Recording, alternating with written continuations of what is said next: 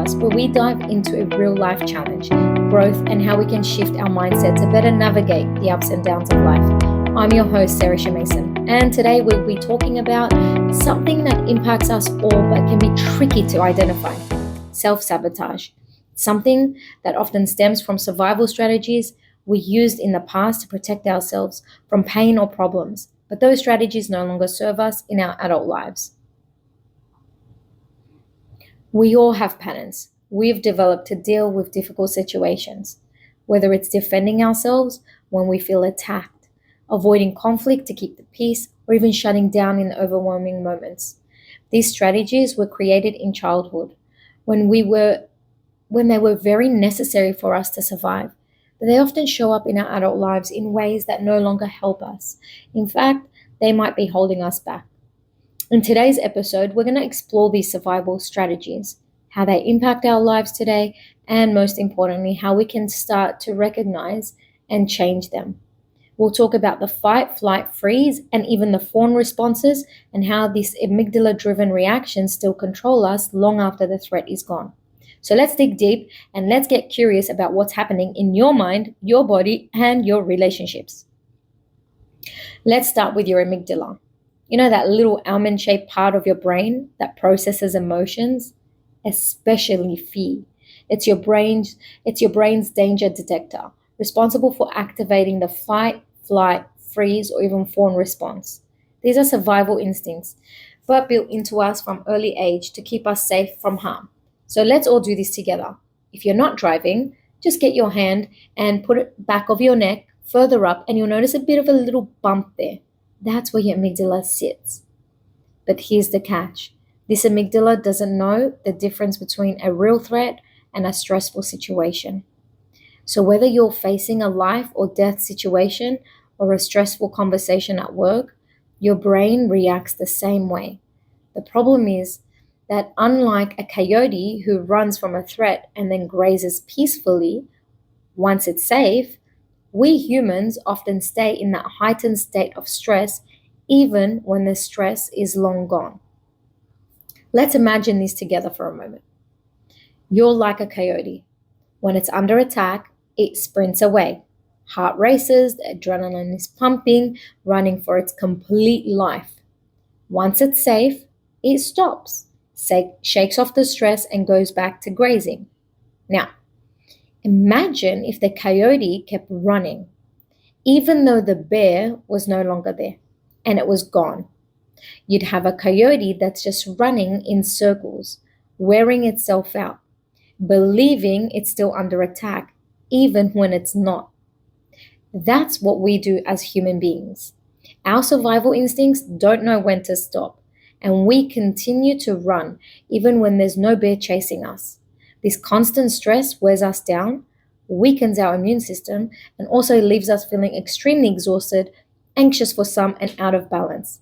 The survival mechanisms that once kept us safe now keep us stuck in a cycle that no longer serves us.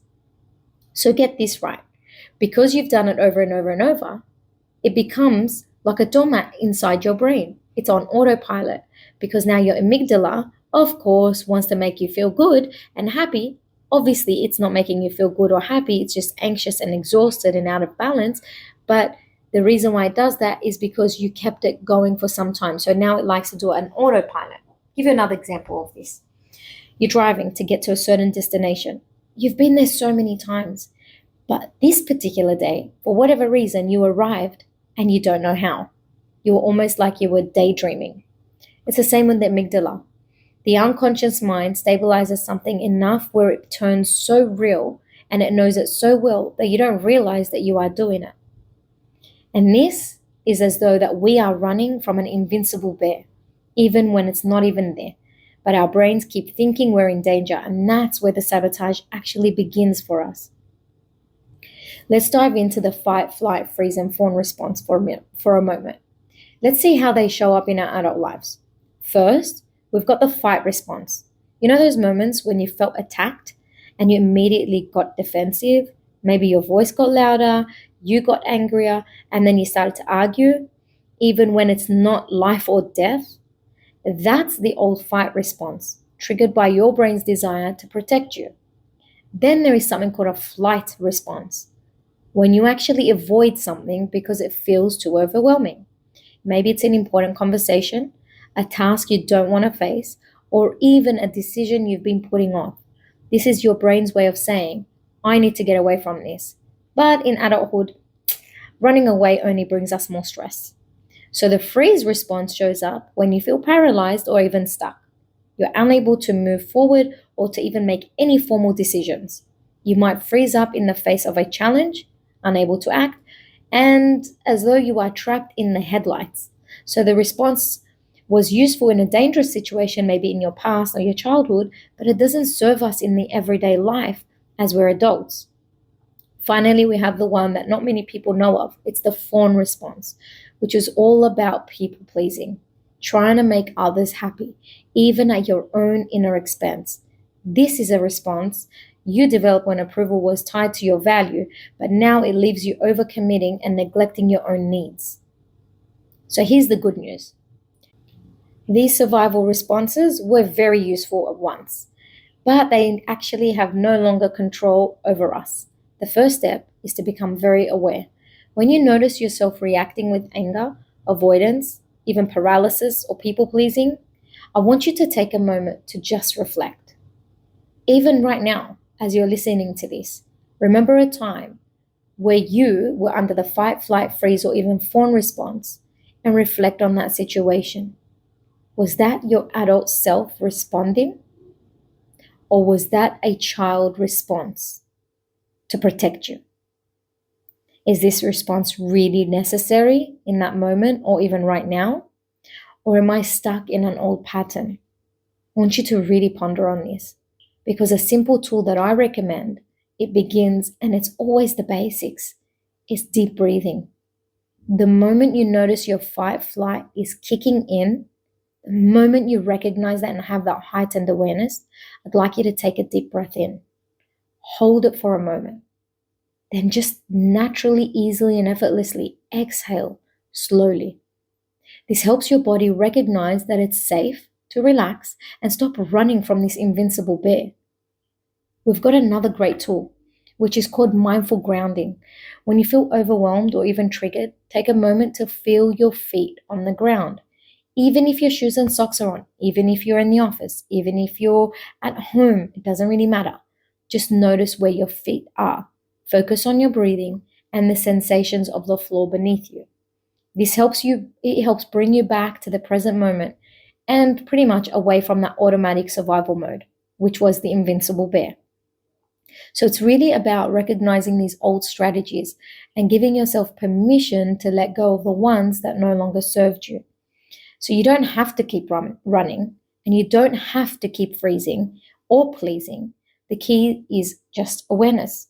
And from here, you have the power to shift. It sounds quite simple. And a lot of people I find are afraid of simplicity. They want something so complicated and take me here and bring me here to make it better. But no, it's the simple matters that make life so much easier. And we need to just go back to the old times in the scenarios where it's the simple things that really go a long way. So I want to ask you, or even ponder over this. The next time you find yourself reacting out of the old habits, I want you to really pause. I mean, extremely really pause. Breathe and ask yourself, is this still serving me? With what awareness can I shift my own response so I can start living in a place from calm, clarity, and choice? So let's say you're in the middle of a conversation with your partner and they say something that triggers you. Suddenly, you're ready to go into that full defensive mode. Your voice gets higher, your words come faster, and you're thinking, wait, why am I shouting about this dishwasher again? They might stare at you thinking you've lost your mind, but in that pause, you've just caught yourself in the act. This is a perfect moment to use a pattern interrupt, something that we do in NLP. A simple technique where you break the automatic cycle of reaction by consciously shifting your behavior. In this case, I want you to take a deep breath, maybe even laugh at yourself for how over the top you were about a minor issue and say, I'm sorry, I need a moment to cool down. This allows you to step back in, recollaborate, and avoid the escalating the situations. So your partner might think you're crazy for pausing and reflecting, but soon they'll start to appreciate this shift too, with time. And the pattern interrupts don't just work in relationships. Man, they're so cool. They're great for kids too.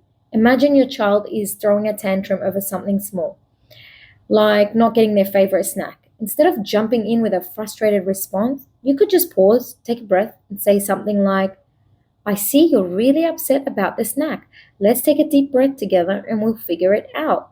By pausing and acknowledging their emotions, you're not only interrupting the pattern of chaos, but you're also teaching them how to calm themselves in the moments of stress. Another great example, if your child has already gone into a tantrum and they're going into their fight, flight, freeze response, you can just, if they don't want to sit with you, you don't want to give them that time out, start laughing about something and pointing somewhere else. You're also interrupting their pattern once again, bringing them in a different state. Psychologically speaking, pattern interrupts actually help reframe our own responses and others. So by intentionally stopping the old reaction and choosing a new one, we're telling our brain that this situation doesn't require the fight flight response anymore. It creates that gap, a space for new, healthier responses. It helps you break free from the automatic cycle of stress. So, when you catch yourself in a reaction, laugh a little, pause, and consciously choose a new response. It might feel a little awkward at first, but soon it'll become your own habit and everyone will notice the change. It's that small step with this massive big impact. Once again, thank you for tuning in today, and I hope this episode helped you understand how these survival responses can show up in your life and actually gave you some tools to start shifting them. Remember, you don't have to keep running from the invincible bear anymore.